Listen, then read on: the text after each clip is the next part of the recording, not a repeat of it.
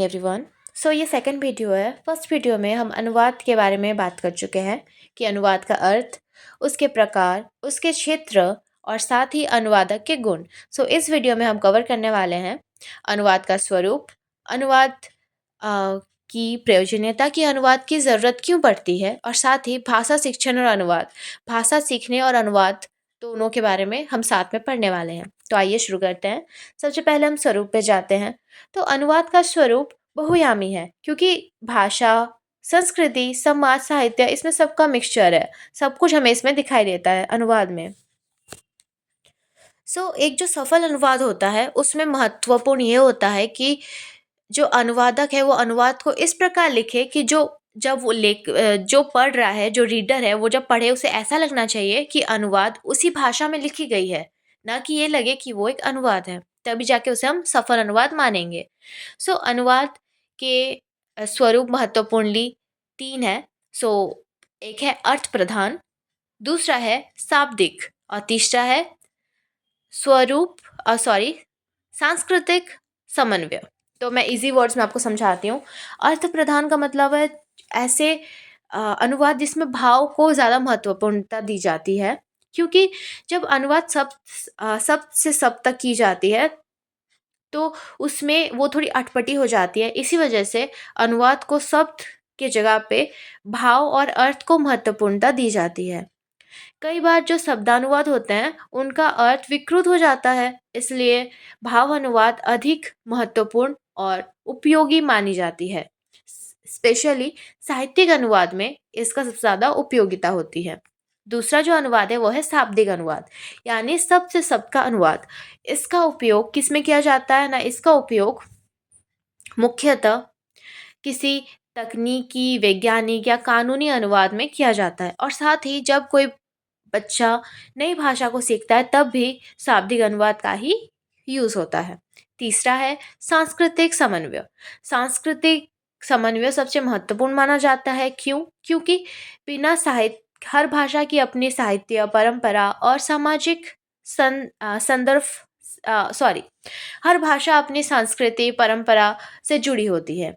अनुवादक को यह पता होना चाहिए कि जो संस्कृत संकेत या फिर मुहावरे या लोक पंक्तियों को दूसरी भाषा में किस प्रकार प्रस्तुत करें। ये सबसे इम्पोर्टेंट होता है, क्योंकि उन्हें उसी जो नए भाषा है, जो लक्ष्य भाषा है, उसमें उसी टाइप के लोकोक्ति, उस टाइप के मुहावरे को ढूंढना होता है जो कि इससे थोड़ा सेम साउंड करे और सेम इमोशन क्रिएट करे, और ज़्यादातर ये पॉसिबल नहीं हो पाता है। तो मुख्यतः क्या-क्या है? स्वरूप, अर्थ प्रधान, जो अर्थ पे ध्यान देता है, शाब्दिक अनुवाद, जो शब्द पे ध्यान देता है, और साहित्यिक समन्वय। अनुवाद आधुनिक युग में अनुवाद का स्वरूप और भी व्यापक हो गया है। आधुनिक युग में जो अनुवाद है वो और भी ज़्यादा व्यापक हो गया इसका स्वरूप, क्योंकि अब हर क्षेत्र में अनुवाद की ज़रूरत पड़ती है। आज अनुवाद केवल साहित्य तक सीमित नहीं है, बल्कि हर क्षेत्र में, विज्ञान, तकनीक, मीडिया, प्रशासन और शिक्षा के क्षेत्र में इसकी महत्वपूर्णता बढ़ गई है। वैश्वीकरण के कारण विभिन्न देशों और भाषाओं के बीच संपर्क बढ़ा है, और इसी वजह से अनुवाद की आवश्यकता बढ़ गई है। अनुवाद का स्वरूप रचनात्मक भी है। क्यों? क्योंकि जो साहित्यिक अनुवाद है उसको साहित्यिक अनुवाद में जो अनुवादक होता है उसको साहित्य की अच्छी खासी ज्ञान होनी चाहिए, क्योंकि उसे अपनी भी क्या बोलते हैं, अपने हिसाब से उसे भाषा को, उसको सब कुछ सजाना पड़ता है, शैली। इसी वजह से उसे एक सृजनात्मक कार्य भी कहा जाता है। किसे? ना, साहित्यिक अनुवाद को। इसलिए हम अनुवाद को रचनात्मक भी कह सकते हैं। एक्चुअली रचनात्मक मतलब क्रिएटिविटी, राइट? या निष्कर्ष में कहा जा सकता है कि अनुवाद का स्वरूप बहु अच्छा बहुस्तरीय और गतिशील है। यह भाषाओं के बीच सेतु का कार्य करता है और मानव ज्ञान को एक स्थान से दूसरे स्थान पर पहुंचाने में सहयोग होता है। अनुवाद के माध्यम से ही विषय, साहित्य और संस्कृति का आदान प्रदान संभव होता है। यानी अनुवाद के माध्यम से ही जो एक भाषा से दूसरे भाषा का जो संवाद है वो पॉसिबल हो पाता है। तो आइए हम अपने दूसरे क्वेश्चन की तरफ चलते हैं। दूसरा क्वेश्चन है भाषा शिक्षण और अनुवाद। भाषा शिक्षण यानी कोई नए भाषा को सीखना, वहीं पे अनुवाद का मतलब है उसे ट्रांसलेट करना। दोनों ही एक दूसरे से जुड़ा हुआ है, क्योंकि अनुवाद भाषा शिक्षण और लेखन में सहायक होता है। इसी वजह से ये दोनों एक दूसरे से जुड़ा हुआ है। भाषा शिक्षण का मुख्य उद्देश्य लोगों को बोलना, पढ़ना, लिखना ये सब सिखाना होता है, जबकि अनुवाद उन्हें ट्रांसलेट करने में हेल्प करता है। तो आइए देखते हैं कैसे करता है। प्राचीन समय से ही जो भाषा शिक्षण है उसमें अनुवाद का प्रयोग होता आया है। कैसे ना, जो पहले जब लोग नए भाषा सीखते थे जैसे संस्कृत, फारसी या अंग्रेजी, तो शिक्षक उन्हें अनुवाद उनकी मातृभाषा में करके ही उन्हें समझाते थे। इससे उन्हें आसान पड़ता था उस भाषा को समझने में। भा अनुवाद जो है वो बस भाषा सीखने में मदद नहीं करता, बल्कि वो ज्ञान को फैलाने में मदद करता है। जब विज्ञान, साहित्य, इतिहास जैसे बहुत सारी किताबें अनुवाद किए जाते हैं, तो अलग-अलग भाषा के लोग भी उसे पढ़ के उन्हें समझ पाते हैं। तीसरा जो अनुवाद होता है वो, और कहा कहे तो जो आज का जो समाज है, जहाँ पे हर जगह पे हर 10 किलोमीटर में नई भाषा होती है, यहाँ पे तो अनुवाद की ज़रूरत और भी बढ़ जाती है। ये भी एक इम्पॉर्टेंट पॉइंट है। भारत जैसे देश में कई भाषाएं बोली जाती है। यहाँ एक भाषा से दूसरी भाषा में संवाद के लिए अनुवाद ज़रूरी है।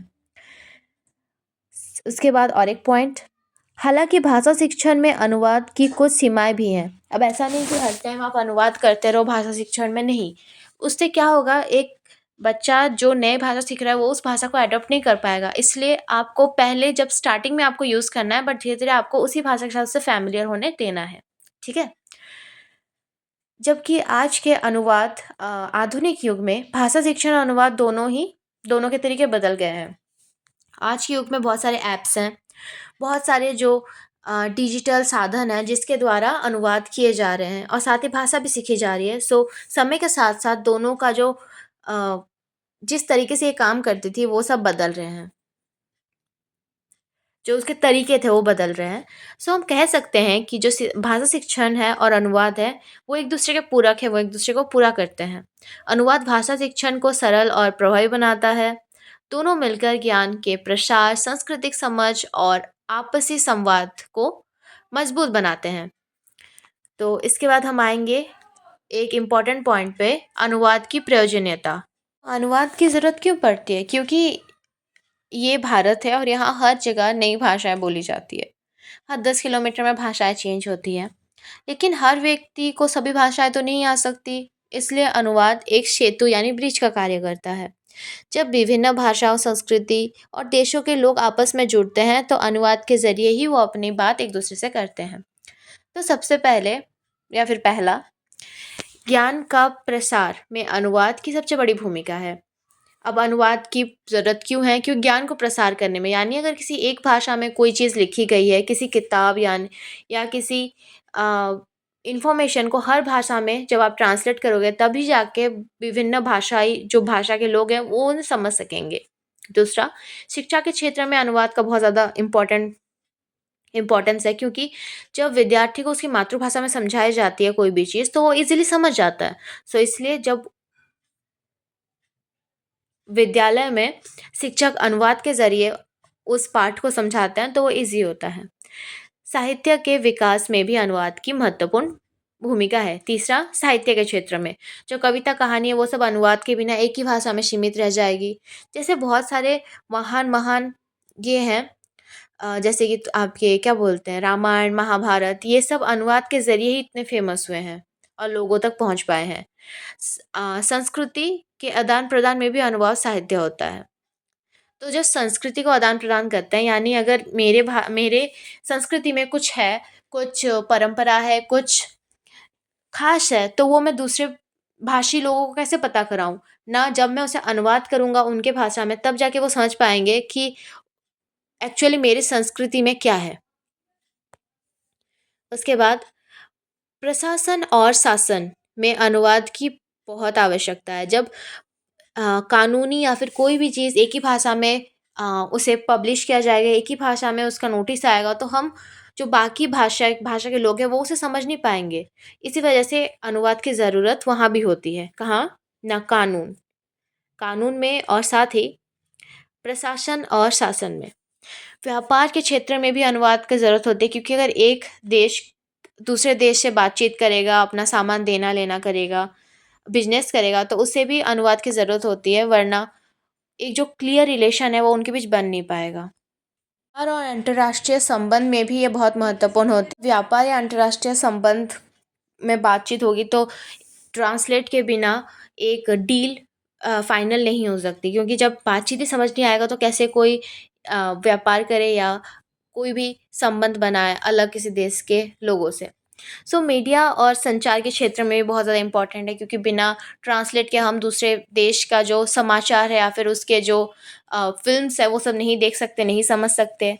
धार्मिक और दार्शनिक ग्रंथ में के प्रसार में भी अनुवाद का बहुत बड़ी भूमिका है।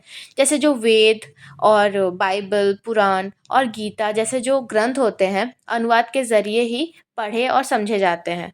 सो निष्कर्ष में हम कह सकते हैं कि इस प्रकार अनुवाद की प्रयोजनीयता अत्यंत व्यापक और बहुआयामी है। यह ज्ञान शिक्षा, साहित्य, संस्कृति, प्रशासन, व्यापार और संचार हर क्षेत्र में आवश्यक है। यानी ये जो अनुवाद है ये हर क्षेत्र में इम्पोर्टेंट, चाहे वो शिक्षा हो, चाहे वो साहित्य हो, चाहे वो संस्कृति हो, चाहे वो प्रशासन हो। सो अनुवाद मानव समाज को जोड़ने वाला एक ब्रिज है, एक सेतु है।